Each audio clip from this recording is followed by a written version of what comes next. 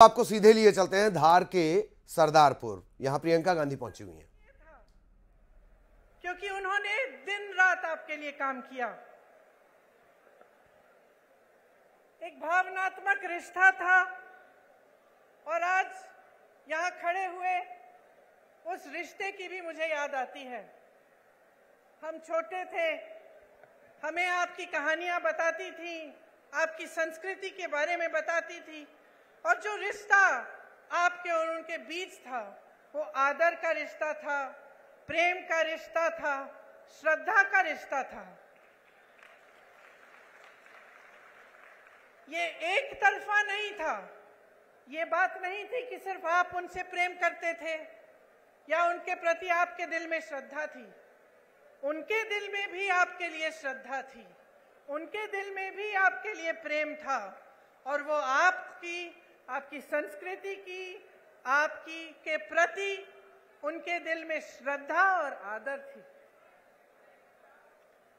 तो ये जो रिश्ता होता है, जो नेता और जनता के बीच में होता है, एक बहुत अनोखा रिश्ता होता है।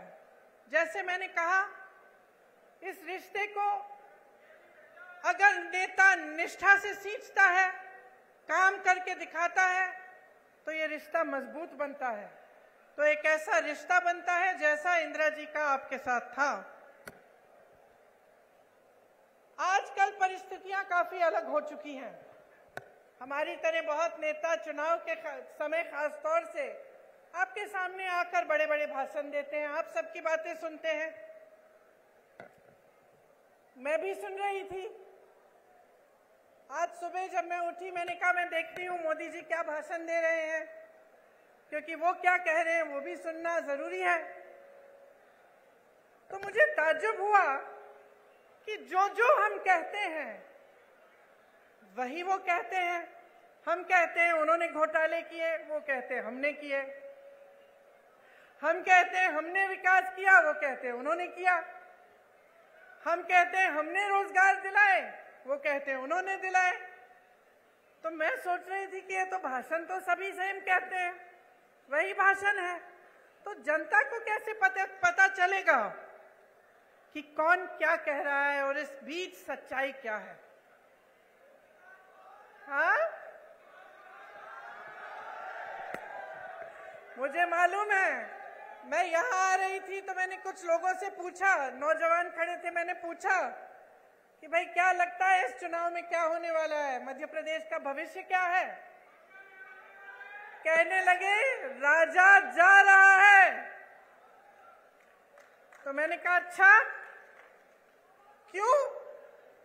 कहने लगे कि इस बार हमारा वोट रोजगार के लिए डलेगा।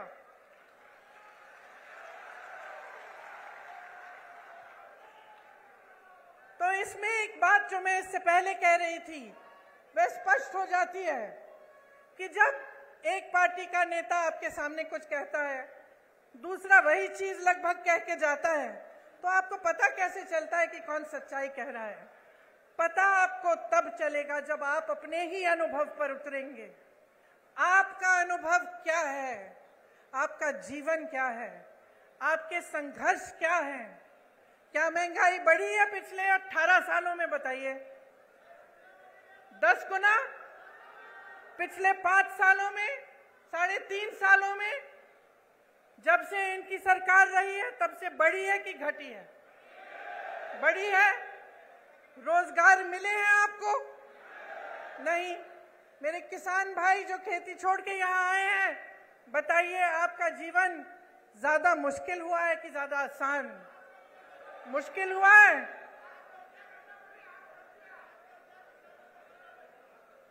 आपको मालूम, आप कह रहे हैं किसानों की आत्महत्या 17,000 में, मैंने अभी एक आंकड़ा सुना कि लगभग 17,000 नवयुवकों ने आत्महत्या की है पिछले 18 सालों में। तो सोचिए कि आपकी सच्चाई आज क्या है। किसी की बातों में मत पड़िए, मैं तो कहती हूं मेरी बातों में भी मत पड़िए। अपनी सच्चाई और अपने अनुभव में पड़िए और उस अनुभव के आधार पर अपना निर्णय लीजिए। आज हम इस देश में खड़े हैं जिस पर हम सबको गर्व है। और गर्व क्यों है?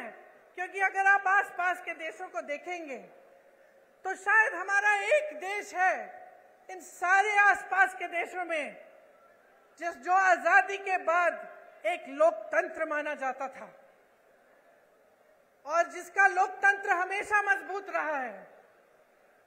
और ये लोकतंत्र हमारे संविधान में गढ़ा हुआ है। जिन्होंने हमारे संविधान को लिखा और बनाया, उन्होंने जीवन इस देश के लिए दिया। एक नहीं थे, बहुत सारे लोग थे हमारे स्वतंत्रता सेनानी। और हमें गर्व है आज अपने देश पर, जिसके संविधान में लिखा है कि हर जने को समान अधिकार मिलना चाहिए। हमारी कांग्रेस की सरकारों ने पंचायतों को सत्ता देकर यह अधिकार मजबूत बनाया। आज देखिए आज की परिस्थिति क्या है।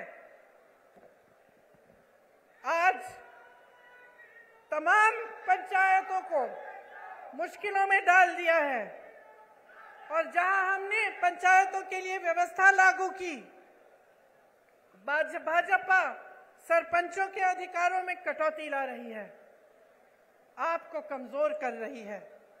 राज्य भर में आज पटवारी 1 महीने से हड़ताल पर बैठे हैं।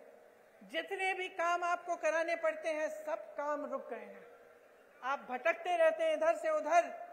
उनकी अपनी मांग है, उनको भी सरकार ने सहायता नहीं दी, वे हड़ताल पे बैठे हैं। ये स्थिति है आज यहाँ की। 18 सालों में